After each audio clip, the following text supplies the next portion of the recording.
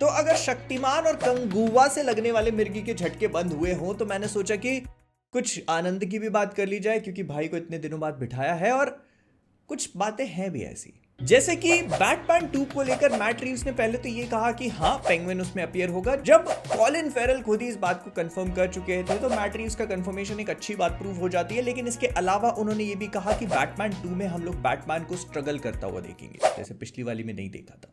तो बैटमैन 2 में actually Batman इसीलिए स्ट्रगल करेगा क्योंकि वो अपने आप को ब्लेम करेगा because of everything that happened in part 1। मतलब वो जो रिडलर ने गौतम में बम वम फोड़ के पानी वानी भर दिया, वो उसके लिए अपने आप को रिस्पॉन्सिबल मानेगा।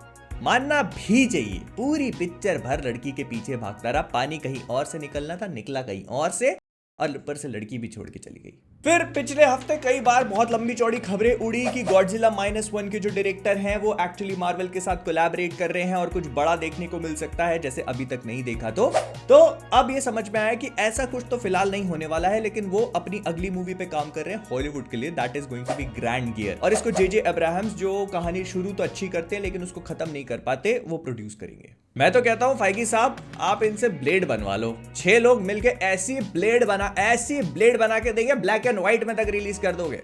ब्लैक तो फिर इसके बाद झंडाया ने कहा कि वो टॉम हॉलैंड के साथ काम करने में बहुत ज्यादा कंफर्टेबल फील करती हैं। उन्होंने कहा कि वो उनके साथ काम करना पसंद करती हैं, ऐसा लगता है कि एक एक्स्ट्रा लेयर ऑफ प्रोटेक्शन है और बहुत ज्यादा प्रिटेंड नहीं करना पड़ता, क्योंकि वो जैसे उनके साथ रहती है वैसे यहाँ पे मतलब काम हो जाता है। एक प्रोफेशनल और पर्सनलिज्म का उनका एनवायरनमेंट बनता है। और मैं भी यही कहूंगा कि भाई जिस इंसान को दिन रात नंगा दे, खैरी वाला जो क्या नहीं मारते। फिर अगर आप द लास्ट ऑफ अस के सीजन 2 का वेट कर रहे थे तो ये स्प्रिंग 2025 में रिलीज हो जाएगा।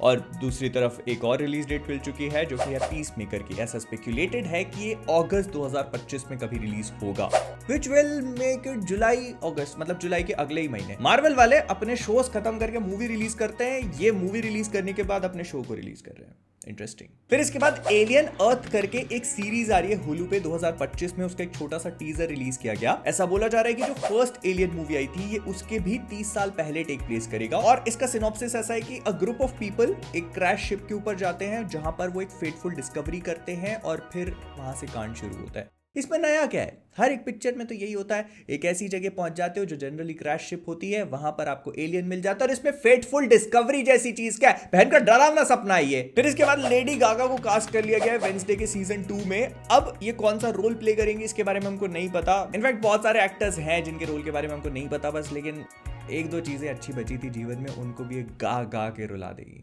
गाना गाओ ना यार अपना, क्या एक्टिंग।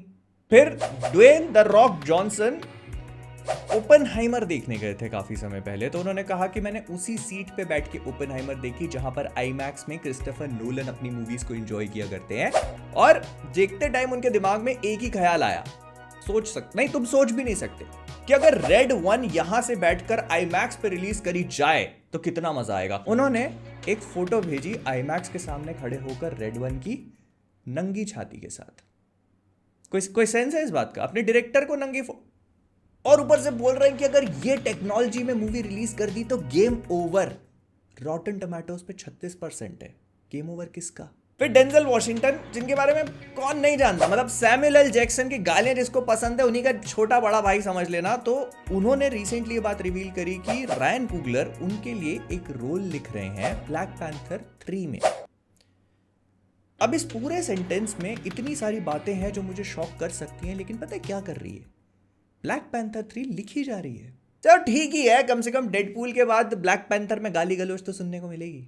और अगर आप $0 पे करके एक्चुअल कोलोसियम में फाइट देखना चाहते हैं तो एयरबीएनबी और पैरामाउंट पिक्चर्स मिलके एक कोलैबोरेटिव एफर्ट कर रहे हैं जिसमें लोग अपनी टिकट्स बुक करके कोलोसियम में जा करके एक फाइट का एक्सपीरियंस ले सकते हैं जहां पर एक्चुअल रियल फाइटर्स फाइट करेंगे। और पता है सबसे बेहतरीन बात क्या है? इसके लिए आपको एक पैसा नहीं देना।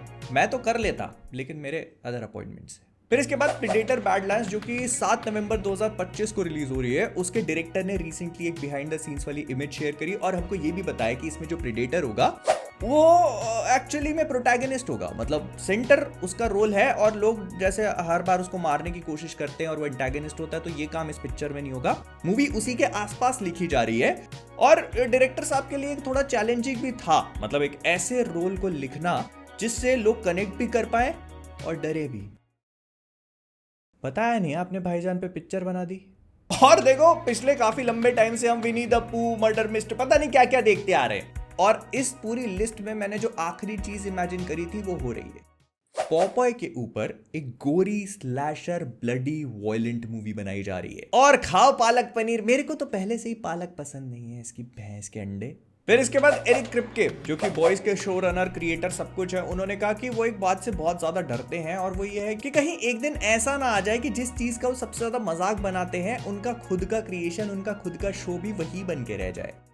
क्रिप्के भाई, I have news for you, पिछले 2 सीजन से आप यही कर रहे हो। फिर इसके बाद हमारी वांडा जी आकर के कुछ बोले, बहुत दिन हो गए यार, बहुत दिनों बाद आकर के बोली है, और फिर पता नहीं कुछ ऐसी बातें करके चलेगी। बोली कि मैं शुक्रगुजार हूं सुपर हीरो मूवीज की, क्योंकि जब वो थिएटर्स में लगती हैं तो उनकी वजह से कई सारी छोटी छोटी मूवीज भी ऑपरेट कर जाती है, बिकॉज वो पूरा सिस्टम जो है वो थिएटर्स को सस्टेन कर देता है। मतलब एक बड़ी मूवी आएगी, वो अच्छा पैसा कमाएगी, तो इस वजह से थिएटर सर्वाइव करेंगे और छोटी छोटी पिक्चरें लगती चली जाएंगी।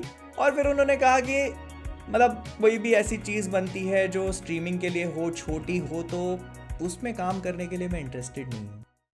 तो 2021 में क्या अंडे तोल रही थी आप? खैर, वो ज्यादा बोलूंगा नहीं, वांडा नाम में ही डब्ल्यू है, बातें भी वैसी कर लेती।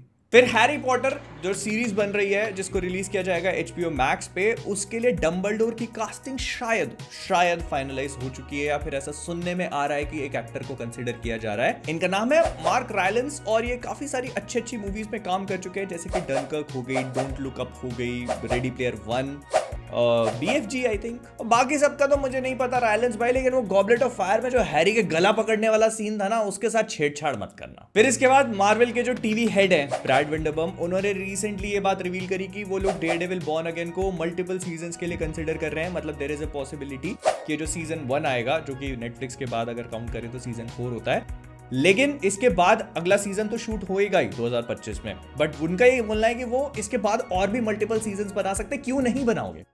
आपको रखा ही इसलिए गया है। और इसके अलावा उन्होंने ये भी रिवील किया कि डेयरडेविल MCU में और कहां देखने को मिलेगा, ये चीजें भी उन लोगों ने ऑलरेडी प्लान कर ली है।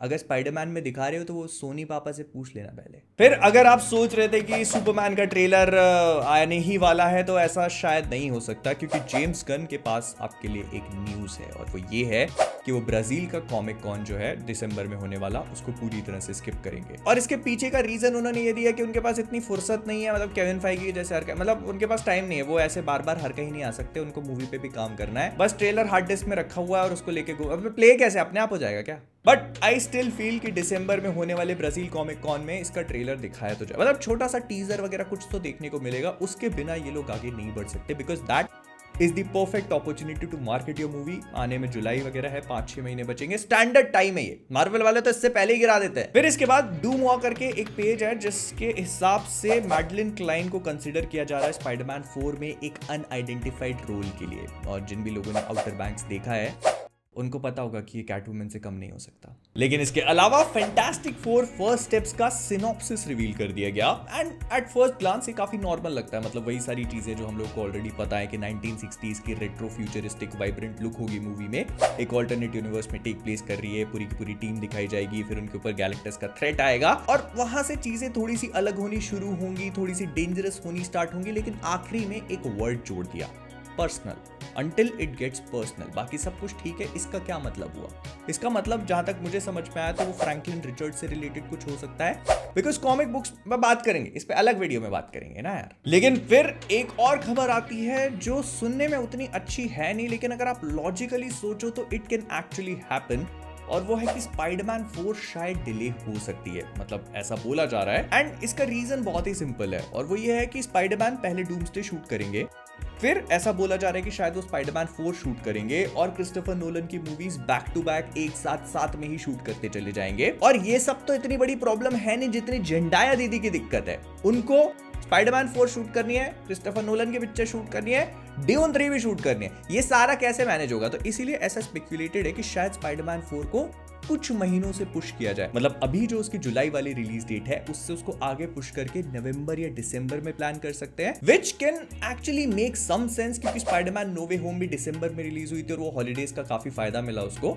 तो ये लोग भी दिसंबर में इस मूवी को रिलीज कर सकते हैं। 2026 की बात कर रहा हूं मैं, अवतार 25 में आएगी। लेकिन यहां पर एक छोटी सी प्रॉब्लम और है, एक्चुअली छोटी नहीं काफी बड़ी, और वो ये है कि ड्यून 3 भी दिसंबर में रिलीज हो रही है क्रिसमस के टाइम पर।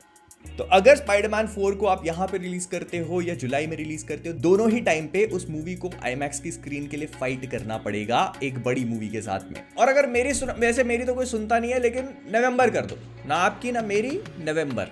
ऐसा भी बोला जा रहा है कि 2027 की स्टार्टिंग में इसको पुश कर दे, फरवरी वगैरह, ऐसा मत करना। यही बात कल मैं बोलते बोलते नेटफ्लिक्स वालों को थक गया, जब माइक टायसन और जेक पॉल की फाइट चल रही थी। गिरा तो उनमें से कोई भी नहीं, थोड़ा बहुत जितना बफरिंग के बीच में देख पाया उसमें बस ऐसे ही लग रहा था कि दोनों को रोक के एक बार बोल दूं भाई ध्यान से लड़ना, किसी को चोट ना लग जाए। और अगर आप भी चाहते हो कि यार अपने को चोट, मतलब अपने बीच में ऐसे चोट वाला रिश्ता नहीं हो, तो लाइक करो वीडियो।